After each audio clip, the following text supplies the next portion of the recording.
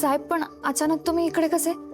म्हणजे त्या छेड काढलेल्या मुलांची चौकशी करायला आला होतात का?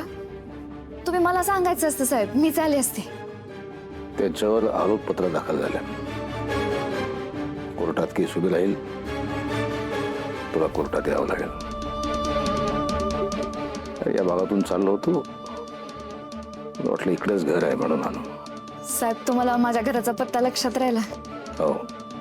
मग साहेब इथपर्यंत आला तर घरीच यायचं ना. येणार, मटण खायला येणार.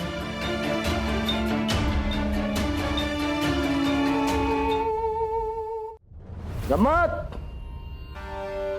गंमत केली मी, अशी गंमत करत असतो मी अधून मधून. नाही साहेब, मला पण तुम्हाला मटण खाऊ घालायला आवडलं असतं. पण घरची परिस्थिती बेताचीच आहे. आई आजारी असते, वडीलही घरीच असतात. साहेब तुम्हाला कसं माहित? गावातल्या लोकांनी सांगितलं. होय, माझ्या आईला मेंदूचा आजार झालाय. सारखी बिछाण्यात पडून असते. वेळेवर उपचार झाले नाही आणि माझ्या वडिलांनी डॉक्टरकडे न्यायचं सोडून त्या बुवाबाबांकडे नेला. मग काय, तब्येत अजूनच खराब झाली आईची. मग दुसऱ्या बाबाकडे घेऊन जायचं ना, दुसऱ्या बाबाला दाखवायचं. आपल्याकडे खूप बाबा आहेत. साहेब तुम्ही एक पोलीस असून असं बोलताय? काय चुकीचं काय बोललं? त्या बाबांकडे दैवी शक्ती असते, चमत्कार करतात. ते रुग्णांना बरे करतात. तुझ्या आईलाही बरे करतात.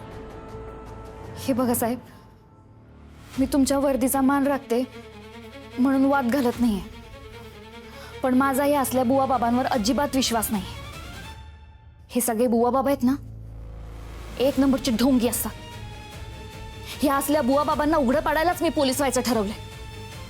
लोकांच्या भावनांचा, श्रद्धेचा हे बुवा बाबा गैरफायदा घेऊन त्यांना भिकेला लावतात.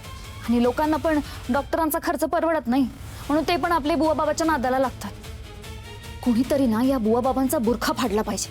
कुणीतरी समोर. कोणी कोणी साहेब माझ्या हातात असतं ना, मी या बुवा बाबांना रस्त्यावर आणून फोडलं असतं. माझ्यासोबत काम करशील?